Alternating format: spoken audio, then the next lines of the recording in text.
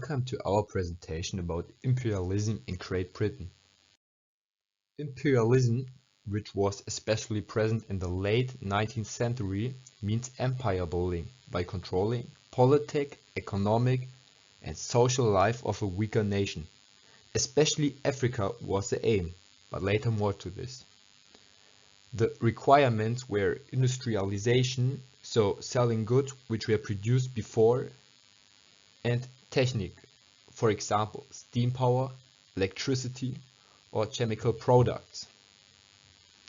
The K phenomena, nation and state. The idea of the nation state was, beside industrialism, a K phenomena. It basically means the realization of nation states. Here you can see the empires of the world in 1914. Especially the British Empire was very present and successful, but also the French Empire. The French Empire was especially present in the northwest of Africa. Now to the reasons of imperialism. Of course, there were many reasons, but here are the three main reasons. The economical reason. The economics reasons were one of the huge motives for imperialism. European countries. Now to the reasons of imperialism. Of course, there were many reasons, but here are the three main reasons. The economical reason. The economics reasons were one of the huge motives for imperialism. European countries needed a market for their manufactured products. Imperialists thought that people that lived in their colonies would buy goods produced in their country. But the concept wasn't really working out because the natives didn't have enough money to buy imported goods. Another reason was the industrialization. European countries needed raw material and sources of energy for their factories. Great Britain imported mostly diamonds and gold, but also oil, rubber and steel. Colonies were also a great investment for bankers and businessmen because it offered great profit with low risk. Now the political reasons. Colonies were a strategic advantage. For example, military strategy was one of the biggest reasons for Great Britain to occupy Egypt. It helps Great Britain to protect the Suez Canal, which was necessary for import and export to India. Back in the days of imperialism, having colonies around the world was kind of status symbol for countries. The more colonies a country had, the more power and prestige they had. But there were also cultural and social reasons. Racism caused the thought people are the best and that they could take over territories of non-whites without any problems. Westerns also justified their actions by the argument that non-whites should receive blessings of Western civilization, for example, medicine, law, and Christianity. The last point, also the reason why Mrs. Syrius supported imperialism, because they thought that it would help the spread of Christianity. Britain in India.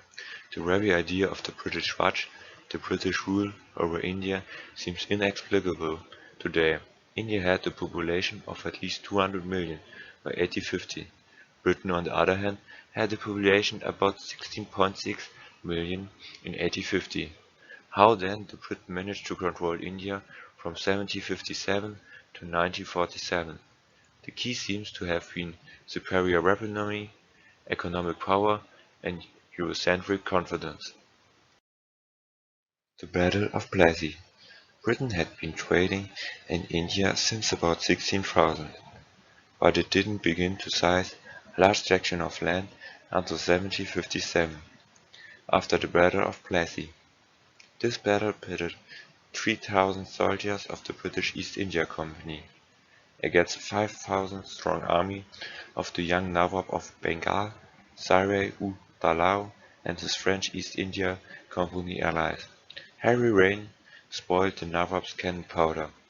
The Briton covered theirs, leading to his defeat. Britain managed to grab about 5 million from the Bengali treasury and used it to finance future expansions. The East India Company. The East India Company was primarily interested in trading cotton, silk, tea, and opium. Following the Battle of Plassey, it functioned as the military authority in the growing section of India as well.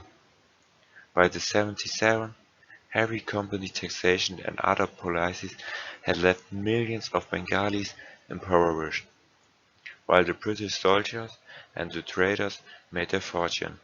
The Indians starved.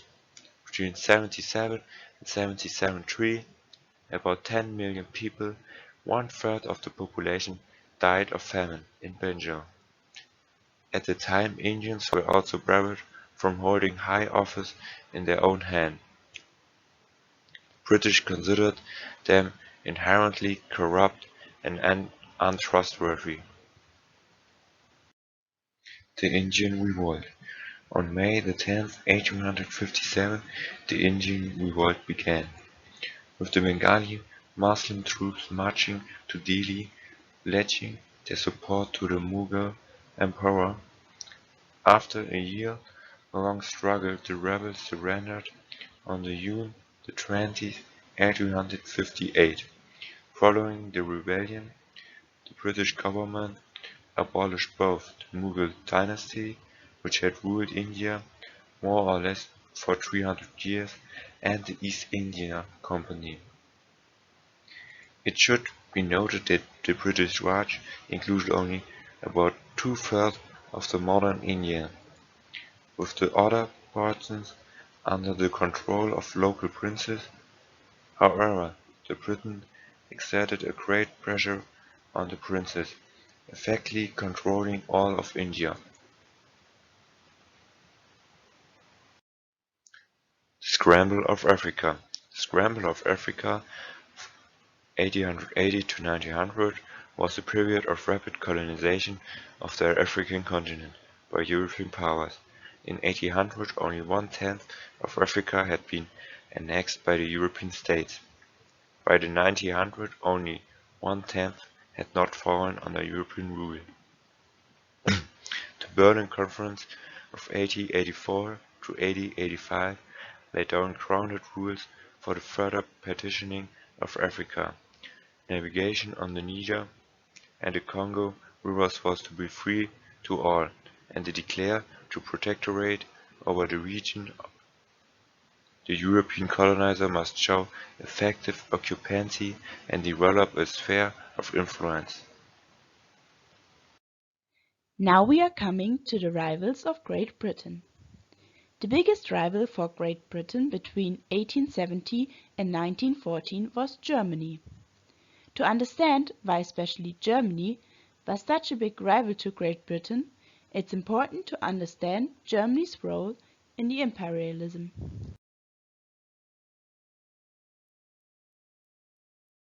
The two countries with the most colonies were France and Great Britain. Due to different reasons, Germany, as well as the rest of Europe, had only few colonies. For Germany, this wasn't enough. They wanted to get more influence and power in the world.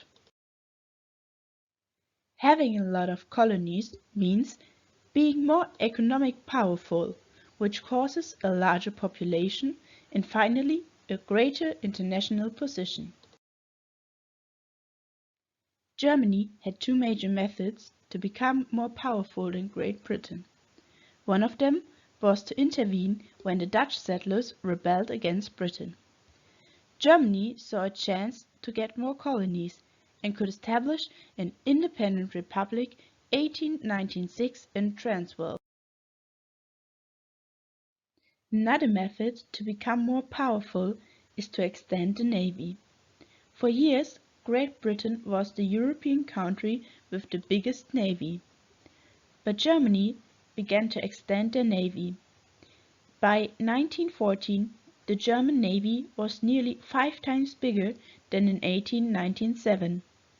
Their new battle fleet was supposed to represent the new united Germany.